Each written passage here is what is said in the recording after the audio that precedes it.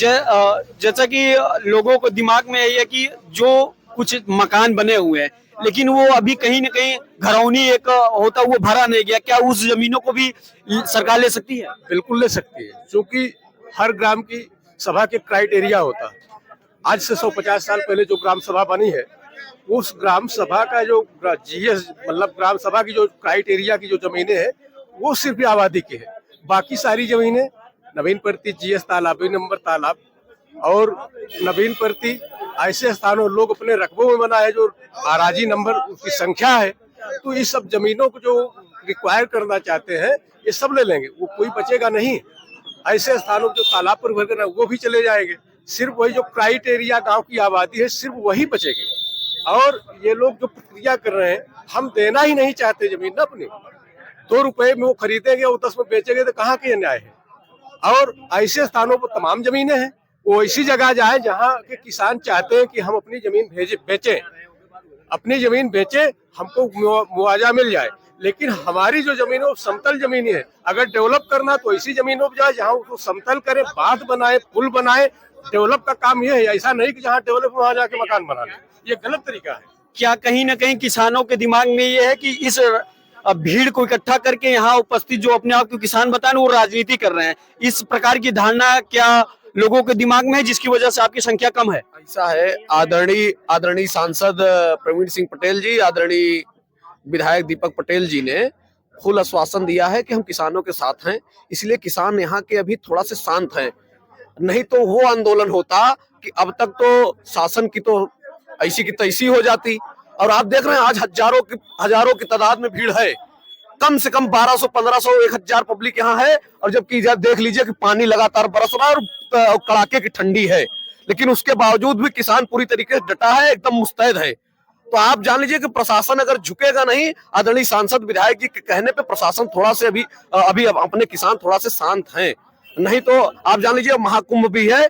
और अगर यहाँ के किसान अगर चेत लिए ना तो जान लीजिए कि पूरी तरीके से यहाँ की सारी व्यवस्था डगमगा जाएगी। अब ये किसानों का महाकुंभ हो जाएगा, यह किसानों का महाकुंभ हो जाएगा, जान लीजिए।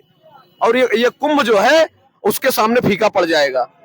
इसलिए मेरा यही कहना है प्रशासन के लोगों से कि अभी भी होश है, अभी भी समय है, संभल जाइए और किसानों की 1 इंच भी जमीन लेने की कोशिश न करिए, क्योंकि ईंट से ईंट बजा देंगे, जान दे देंगे लेकिन जमीन नहीं देंगे, लेकिन जमीन नहीं देंगे, लेकिन जमीन नहीं देंगे। किसान एकता जिंदाबाद, किसान एकता जिंदाबाद।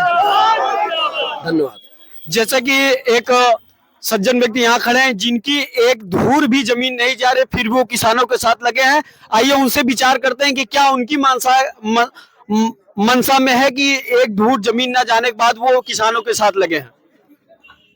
पहली बात तो ये जो योजना है ये जनमानस के अनुकूल नहीं, प्रतिकूल। ये यहाँ सारी जमीन किसी उम्दा मतलब किस्म की किसानी के योग्य है। सरकार को उपजाऊ जमीन पे ही क्यों नजर आती है? मामला यहीं तक नहीं है।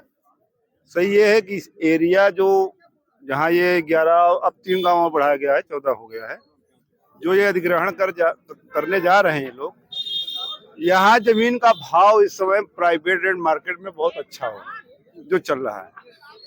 तो सरकार में बैठे हुए जो भी कर्मचारी या अधिकारी हैं उनको वही जाएंगे जहाँ बाजार होती है। अब इनको बाजार दिख रहा है, ये किसान नहीं दिख रहा है इनको। किसान की सारी जमीन छीन लो, उसको मिट्टी मिला दो, वो अन्नदाता है, वो अन्न के लिए भटके, उससे मतलब नहीं है। उनके अपनी जेब भरनी चाहिए। ये सब पूंजीपतियों के साथ इनकी साठगांठ रहती है। हम तो यही कहेंगे, सरकार से हमारा यही अनुरोध है कि इस योजना को खत्म कर दिया जाए। नहीं तो किसान तो वो होता है जो कड़ाके की ठंड में पूरी रात एक कमरी ओढ़ के खेत को सींचता है, अथाह मेहनत करता है। अगर सरकार नहीं चेती, इस योजना को खत्म नहीं किया तो किसान इतना बड़ा आंदोलन करेगा कि सरकार के हाथ पांव फूल जाएंगे। इसलिए सरकार से मेरा यही करबद्ध निवेदन है कि इस योजना को तत्काल जो है यहाँ से हटा दिया जाए। नहीं किसान लड़ने मरने मारने पुतारू हो जाएगा। उसको जो भी समझ में आएगा वो करेगा, चाहे लड़ना पड़े, चाहे मरना पड़े, चाहे अनशन करना पड़े, सब कुछ करेगा।